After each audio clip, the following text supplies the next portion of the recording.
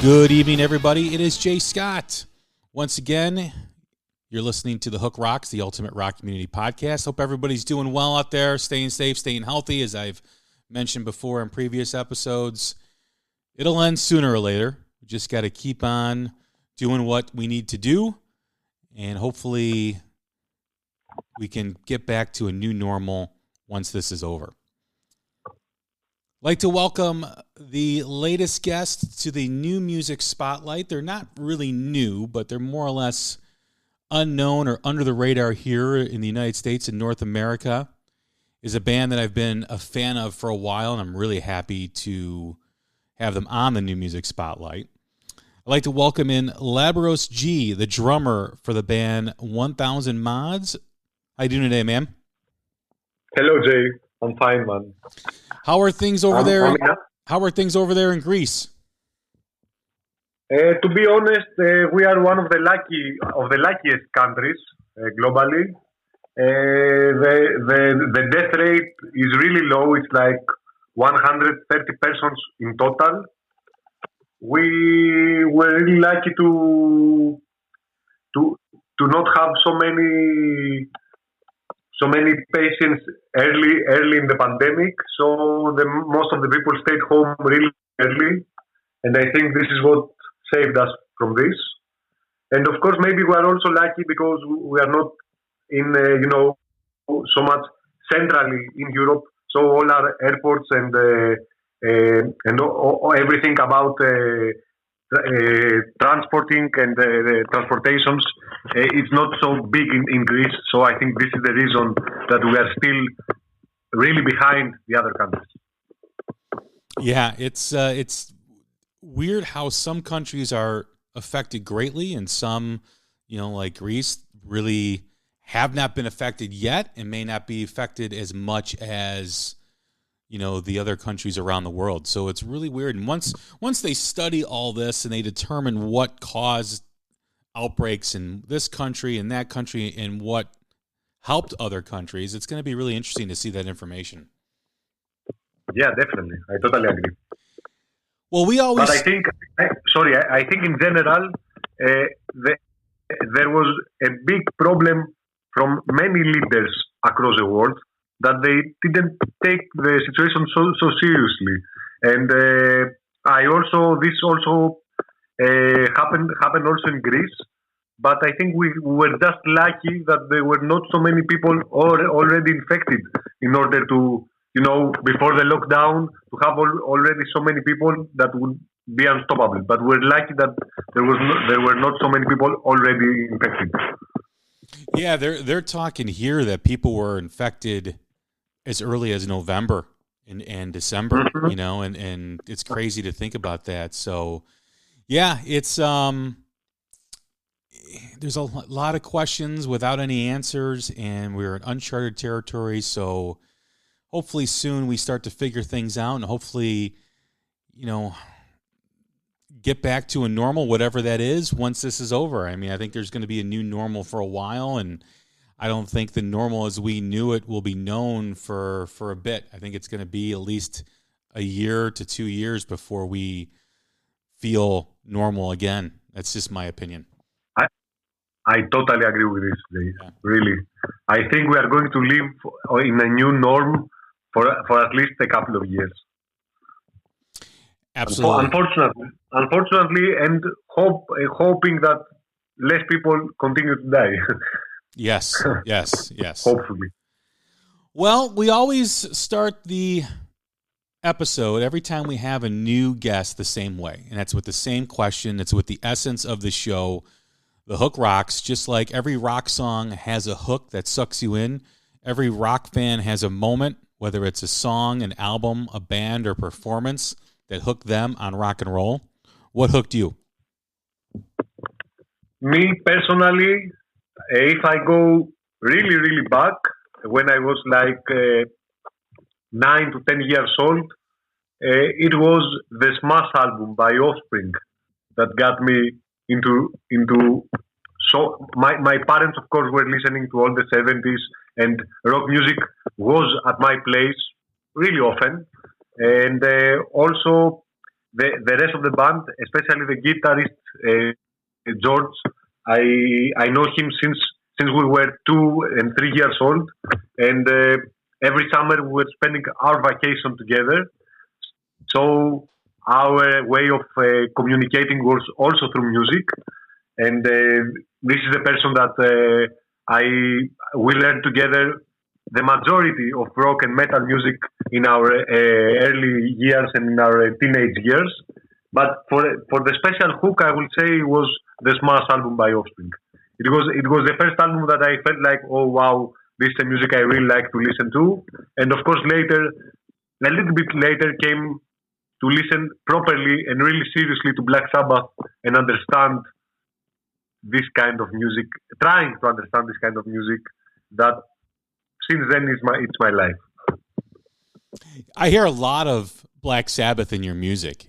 As you evolved, from the Offspring and start to listen to different music, who inspired you to pick up the drums and want to play drums? To be honest, this came through the same thing that we did with music in general. We were really good friends with George, and later Danny. We met Danny and started hanging out together as children and as teenagers, and listen. And almost every of our vacation night was on the beach, listening to some good music, some metal or some rock music, and enjoying ourselves. And George already was playing guitar for 2 years. And one day we said, he brought me a pair of sticks and said, we're discussing maybe making a band at some point. And he brought me a pair of sticks and told me, let's try to jam or do something. So we took some cardboard and some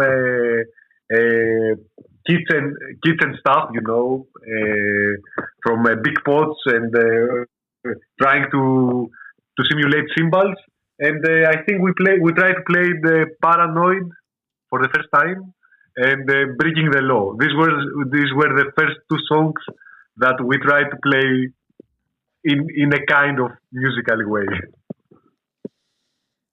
What was about, was there a particular drummer that influenced you? I mean, you mentioned Priest, you mentioned, Black Sabbath, Bill Ward, of course, one of the iconic rock drummers of all time. Depending on what Priest album you listen to, it could have been Scott Travis or it could have been somebody else. What, who was an influence for you on your drumming? In my life, I have there are times, that I'm really hooked with another drummer. But if I could make, a rundown, I would say that John Bonham and Bill Ward from the 70s, and later from the 90s, Dave Lombardo, of course, from the 80s, and from the 90s, I would say Dave Grohl and Brand Bjork. Yeah, some great drummers there. Some awesome influences. So and Mitch Mitchell from Jimi Hendrix Experience, of course. Oh yeah. Another great drummer. So what, as you guys, started to play together, what was the moment that said, hey, instead of playing songs by other artists, let's start writing our own music and let's get on stage? Was there a moment for you guys with that? While we were still teenagers, like 16 to 17 years old, we had our first gigs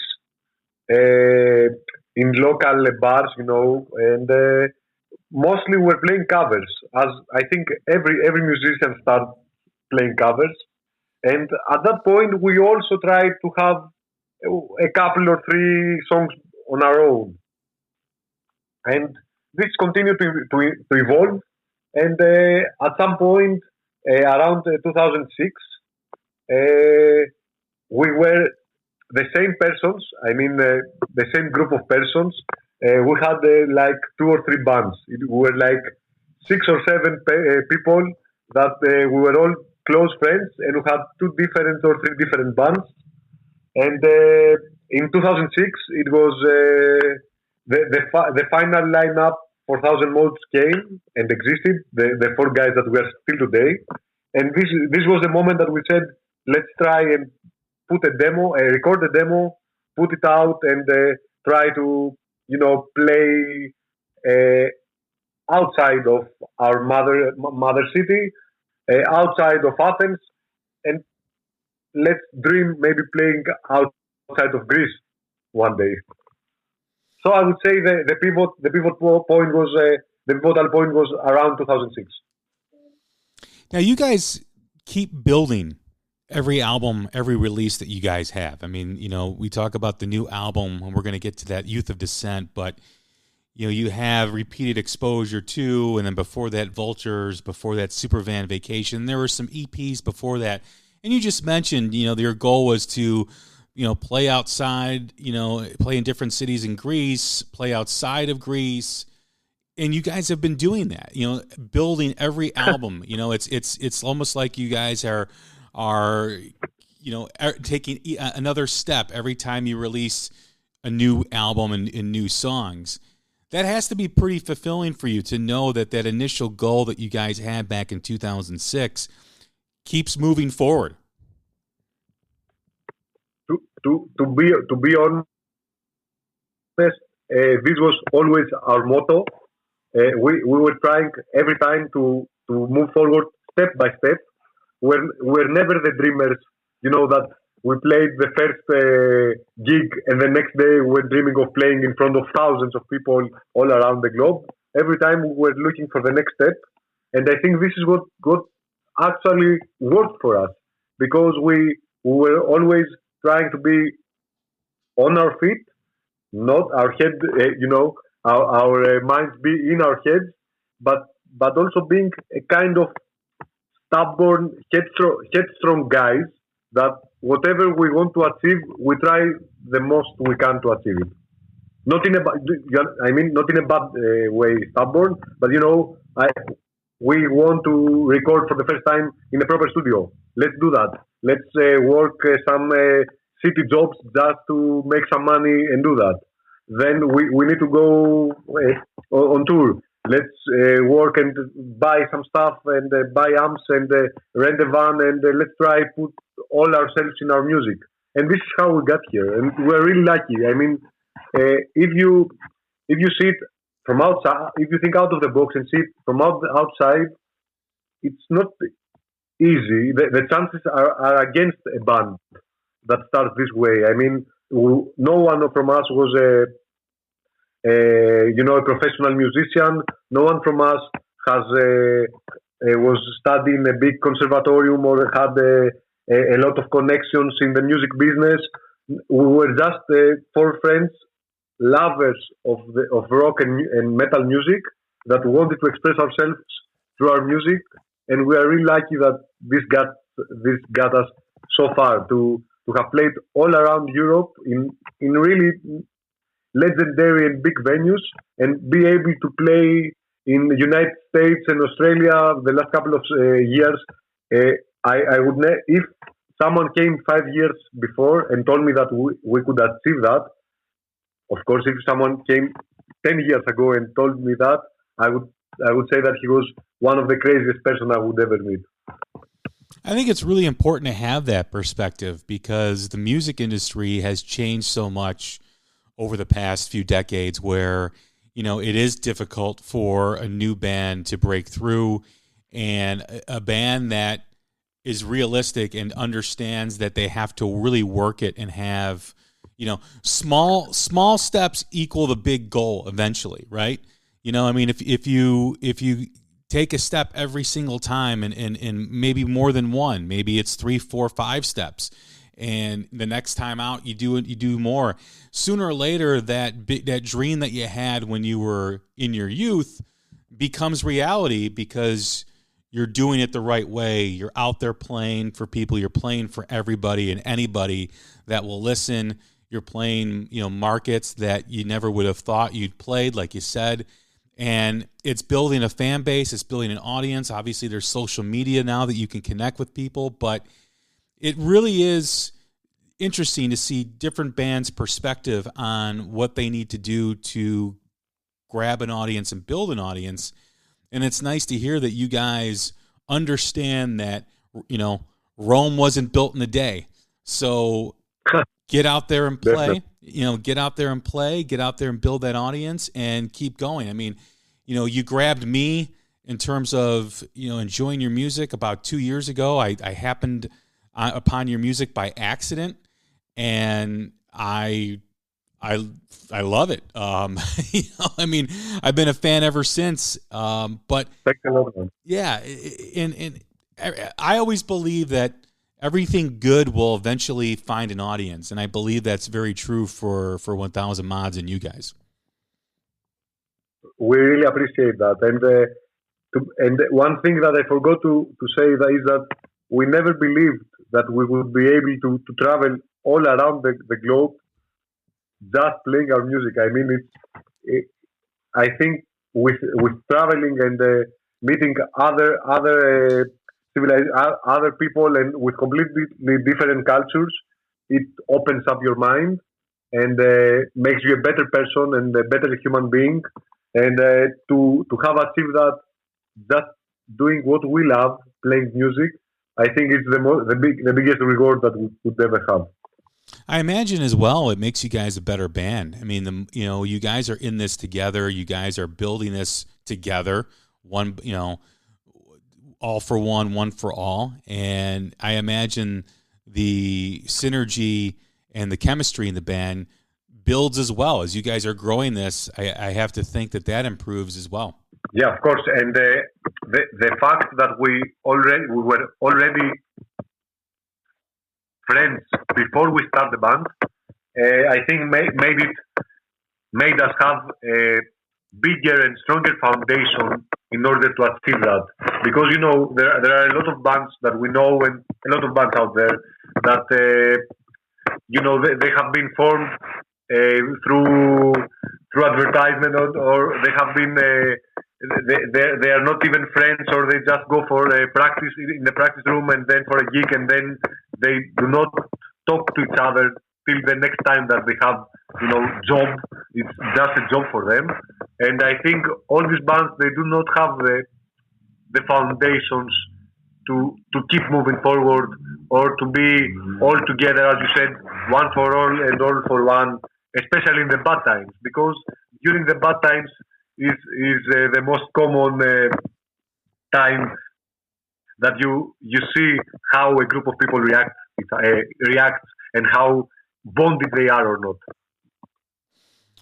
Absolutely. I couldn't. You said it perfectly. I mean, when you experience all that stuff, it comes out in the music. When you're friends, it comes out in the music. All that matters, all that stuff that goes into it, comes out of the speakers, and it's nice to see how you guys have evolved since that first album to now, to Youth of Dissent, and how it's becoming more of a success in that you guys went to Seattle to record this album. That's another, step in fulfilling what you guys want to fulfill.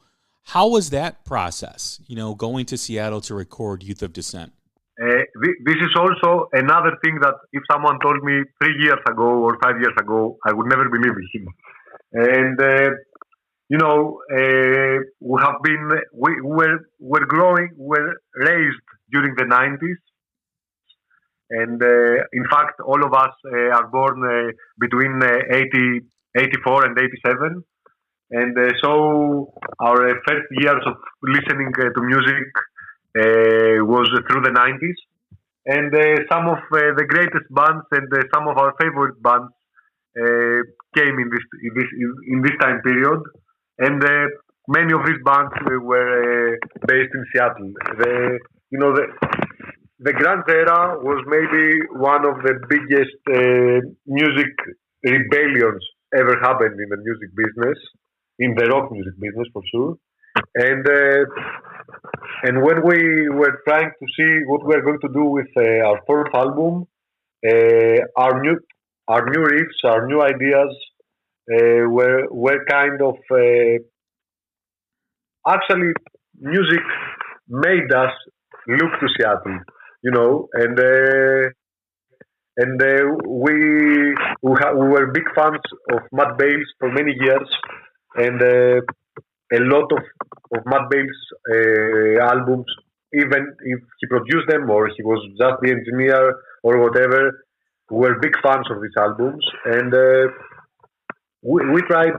We said let's try to reach out for maybe doing a record there, and the reaction was really positive, and that make us think that there's a big chance that we do that, and then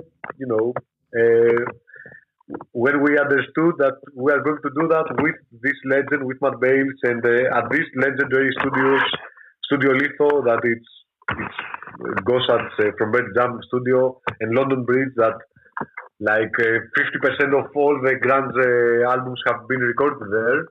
It's like you feel at the same point you feel so small but really lucky. I mean, it was a dream coming true, and I think it was the best.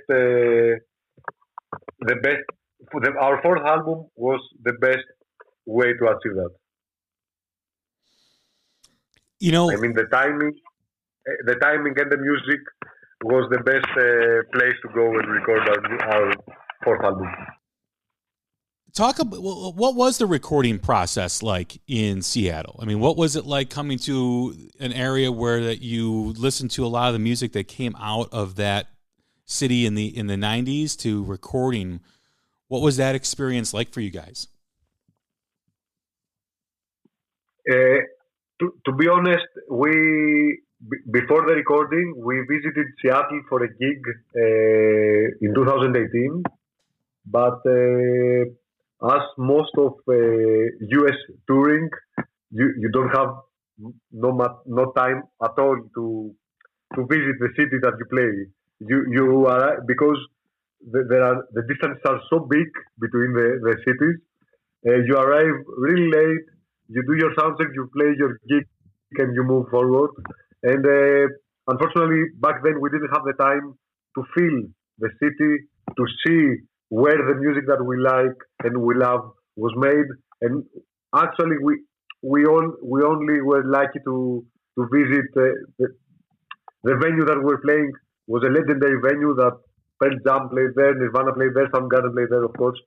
And this was the only connection that we had till the recordings. So when we booked the recording with Matt, we tried to have some days before the recording in order to get in the vibe of the city. Also, we were really afraid of the jet lag, so we try to be sure that we are going to be in Seattle and be in this kind of mood and vibe. So arrived a little bit earlier, made a lot of sightseeing, and we try to see the real city, not the major things only. And I think this whole vibe passed to us and then to the album. And this city is amazing. For me, we have visited a lot of cities in the US, but never stayed much. And for me, Seattle is one of the cities that has a vibe that really reminds me of Europe, but at the same moment, it's American. I mean, there is a lot of culture. There is a lot of rock music. There is a lot of alternative culture. There are so much open-minded about human rights, gay rights. They are so cool if you are a punk or if you are a rocker or if you are an electro music guy.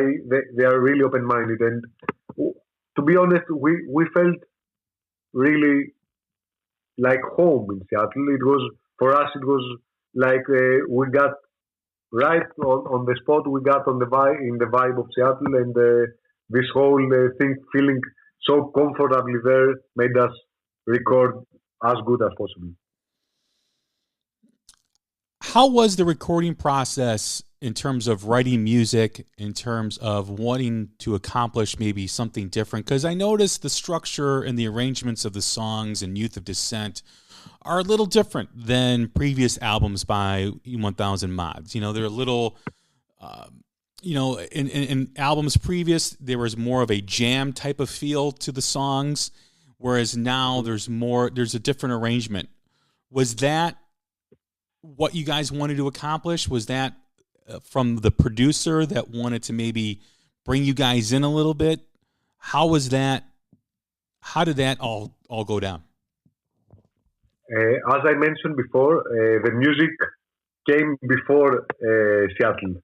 So, the music drove us to reach for Matt Bales and to reach for the Seattle recording. And as every time, as we do every time before a new album, there are always some ideas there for practicing, or it's individual brings some riffs and some ideas, or maybe an almost complete song or something like that. But every time we focus a lot and we get in our practice space and spend hundreds of hours there for we are there almost every day for months. We did that before Supervan Vacation. We did that before Vultures. We did that before Repeated, and we did that also before Youth of Dissent. And I think that maybe it was the timing, or our minds, or our new ideas, or our new influences, and that brought this kind of changes you mentioned. It was, of course, Matt Bales also added his own touch in definitely on the sound, but also a little bit on the compositions. But I think the change of arrangement and the change of the whole vibe, as you said, is that it was just the timing and how we felt and how we wanted to express ourselves for the first time as an LP. If you listen to all of your albums, everything from the first album to now, you do see that evolution. You do hear it. You hear you guys trying to improve yourselves and change what you guys are doing. Not completely, because you guys want to stay true to your influences and true to your sound. But I do recognize that, when you hear, the Youth of Dissent, and you go to Vultures, and everything that you guys have done, there is an evolution that you guys hear, a development of different sounds and creating different arrangements on each album. And you can see the growth of the band from album to album, which I think is really interesting. First of all, thanks a lot about this. And as I mentioned earlier, we're not the kind of professional musicians, the guys that were trying to break through the music industry or something like that. We were music lovers that wanted to express themselves, but of course, every time trying to evolve and every time trying to be better. First of all, as individuals, to our music instrument. I try to be better at the drums day by day.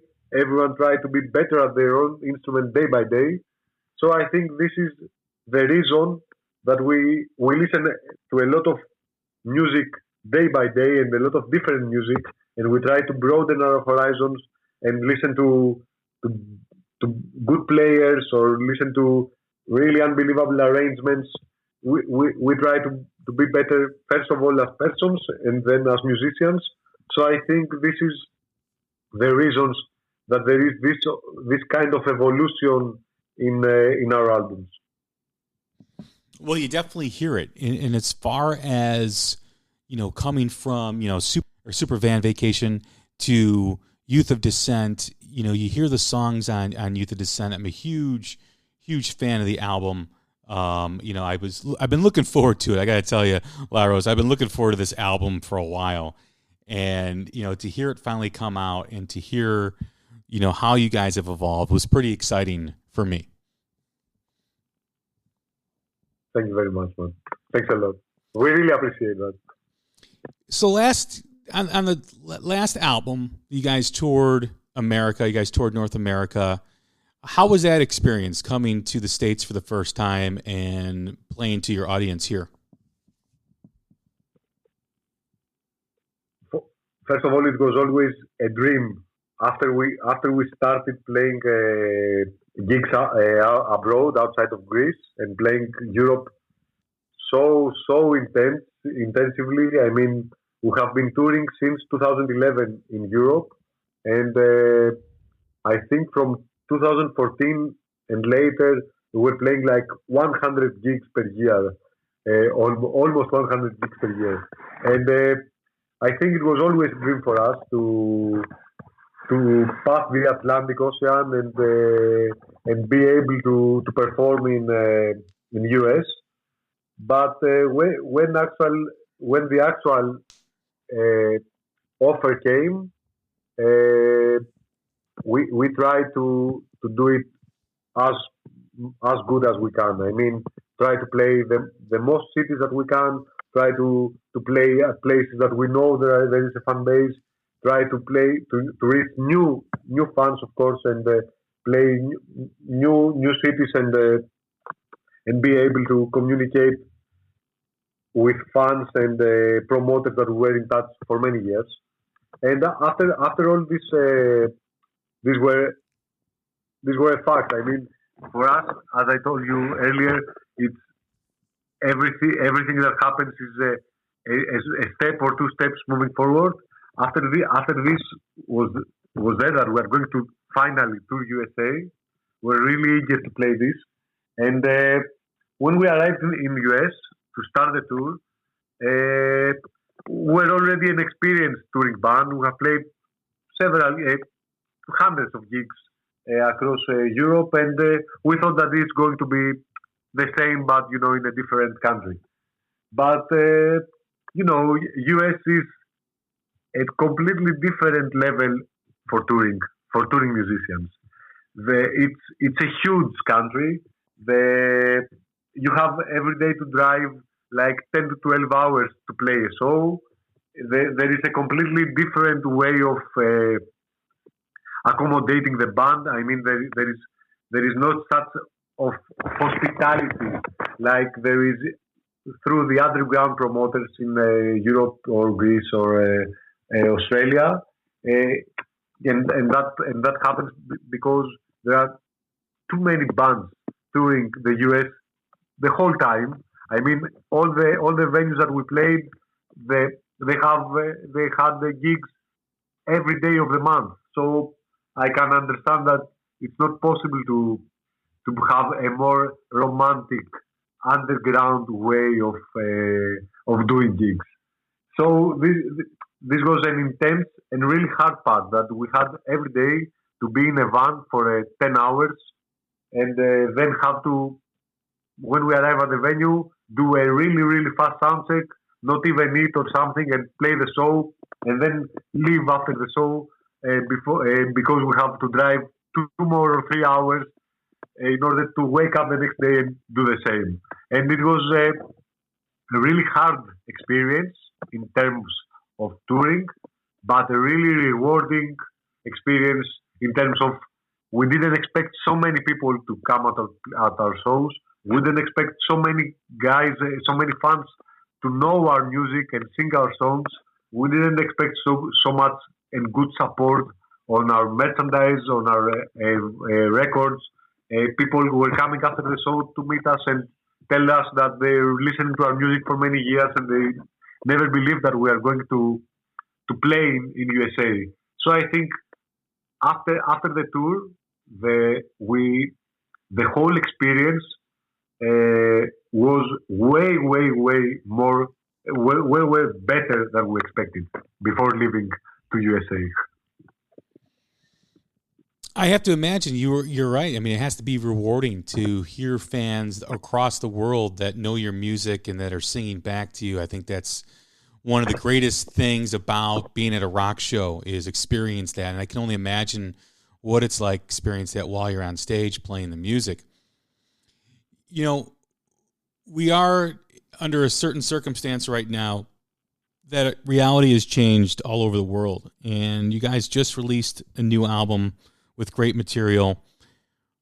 How is 1000 Mods moving forward through this COVID-19 pandemic, you know, with touring and, you know, what the next step will be for the band? All our tour plans are already cancelled. We had a big headline tour for Europe, for Central Europe, starting on Friday. On 1st of May, we're supposed to play Desert Fest in Berlin, which is one of the best festivals in our genre. And we had like 25 days in Europe for May, and then we had 25 more days in June and July, and then we had more than 20 festival shows during July and August, and of course all of these are cancelled. And but at the same time, we felt that we shouldn't, and that's why we didn't postpone our release. A lot of bands did that, and I totally respect that and understand that.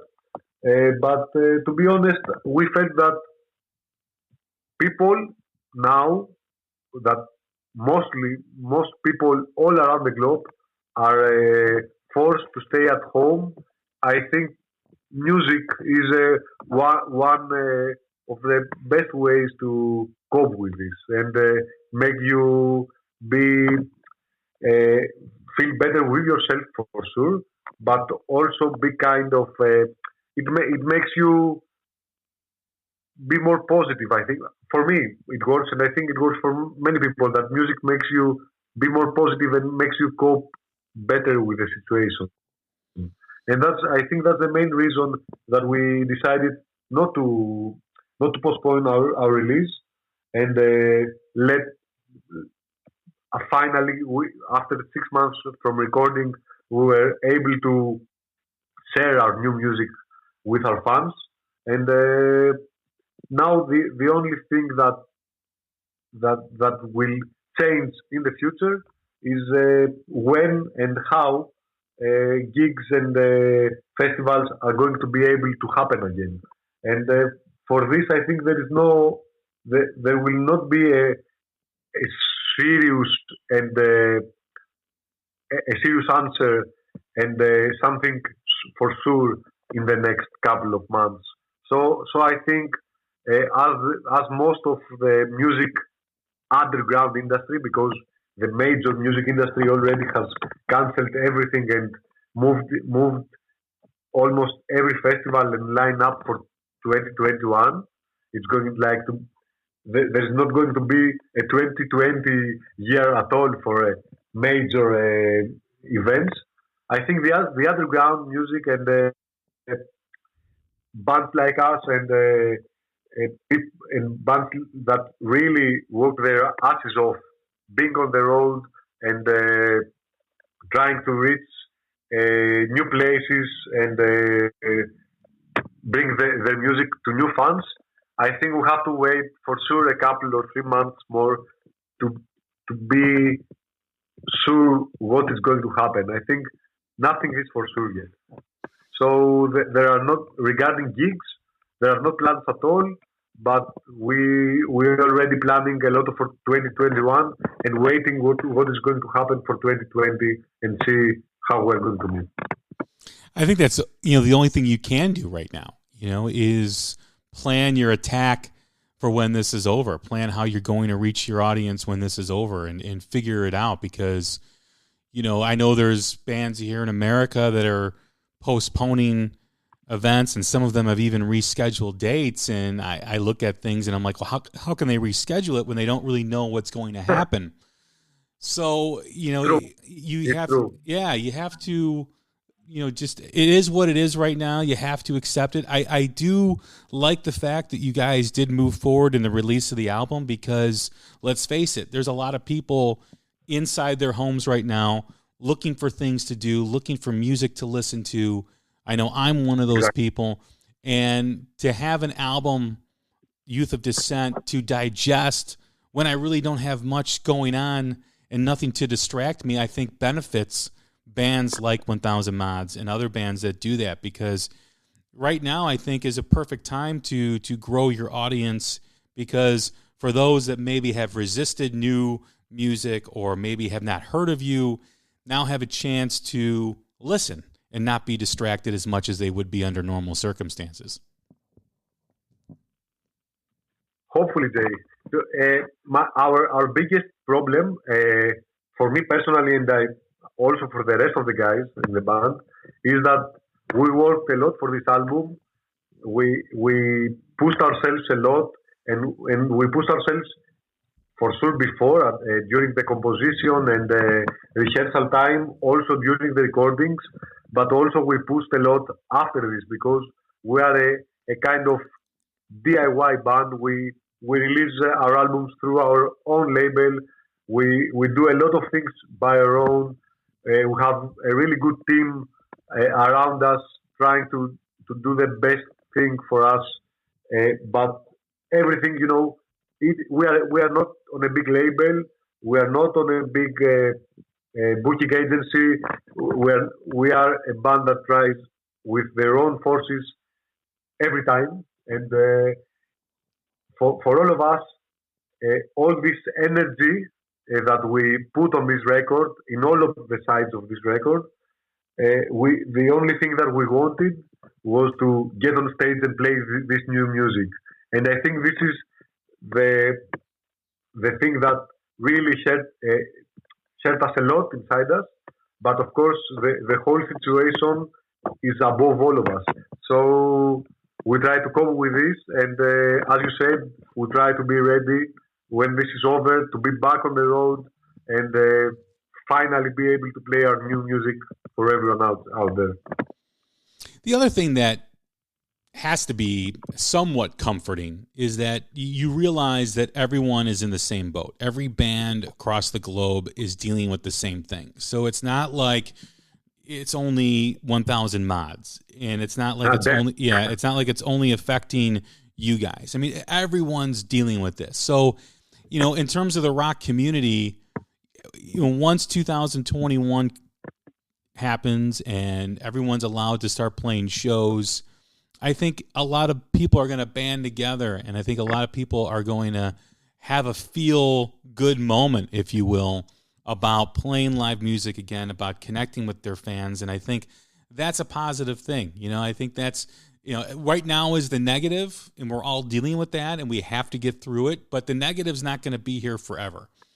And the fact that everyone is going to probably be moving forward in 2021 or later in 2020, I'm a firm believer, Labros, that rock is ready to punch through again. There's some really great young bands out there, whether it's the Greta Van Fleets, whether it's the Struts, whether it's 1000 Mods, whether it's Dirty Honey, whether it's all those bands in Europe, in the UK, in Australia, and everywhere, every corner of the globe.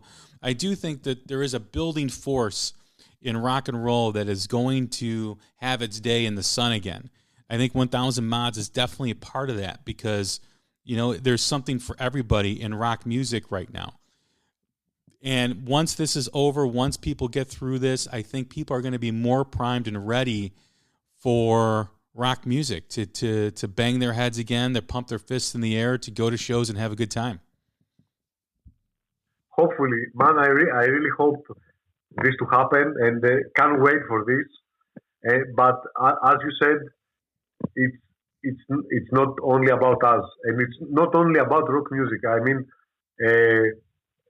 since we always try as persons and as a band not to be egocentric, and at this time there are, first of all, there are so many people that died, and there are so many people that lost a loved one, and there are so many, not many people that lost their job, and there are so many people that cannot afford their living, and there are so many. I mean, there are bigger problems out there, and it would be really egoistic and egocentric to be the whining guy that says, "Oh my God, our tours have been cancelled."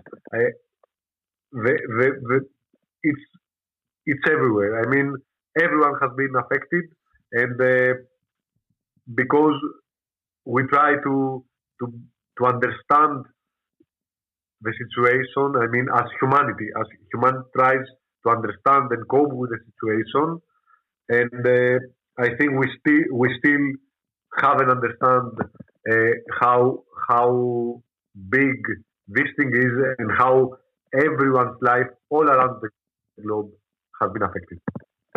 It's interesting that you say that because you're very aware of what's going around globally. You're very aware of what is happening with people.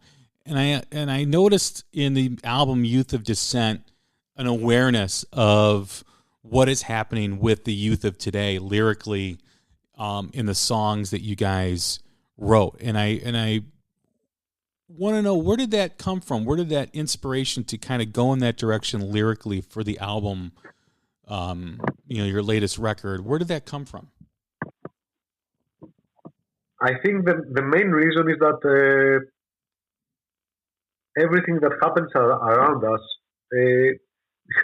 it's almost it's unbelievable. It's if you take seriously the reality globally. I don't mean only in Greece, which of course Greece has been really affected by the crisis the last decade, and a lot of things have changed dramatically, and more than millions of people's lives have been dramatically affected in Greece. And but globally, if you try to keep up with everyday life and understand what's happening around, we do live in a surrealistic kind of times. We are forced by irrational leaders. We are forced by things that doesn't matter at all. We are forced by materialism. We are forced by destroying all the nature around us just for profit. We are. I mean, human race is not is it's I don't know if it's dumber that we think, or we have been so good and manipulated that we cannot understand what we need as human race, what should be our future and what it is actually right now. I mean, these things all around us made us feel like that something has to change. And in history of human race, the change and the most of the things that happened came from young people. And I think that the most easy way to put a blame for nowadays and for what we live, it's the youth, and everyone blames the youth that they don't try their best. They have been I don't know, they are always online, and this is what they want to do, and I think this is really an old way of thinking, and these two factors, I think, are the main that forced us think this way and also put this kind of thinking in our album. Well, it definitely comes through in the album, and I noticed that it was a change lyrically on this album, in much more deeper in terms of connecting with me, at least, in terms of what you guys were singing about and what you guys were writing about. And maybe that we get older and don't feel young anymore. I don't know. Well, on that note, Labros, I appreciate you doing the podcast. It's been an honor to have you on and talk about the new album. Once again, I'm a huge fan of 1000 Mods. Hopefully you guys do get back to North America at some point. Hopefully you do visit Chicago. Looking forward to it. Love to see you guys live. Love the new album. Going to continue to listen to it and digest it. And once again, thank you. Man, thanks really much. We really appreciate that. Last time we were at Reggie's 2 years ago, and it was one of the craziest shows of the tour. It was sold out, and it was in the bar side of the venue, and it felt like surrealistic. And we really cannot wait to get back to Chicago. In states in general, but Chicago was one of the highlights of the tour.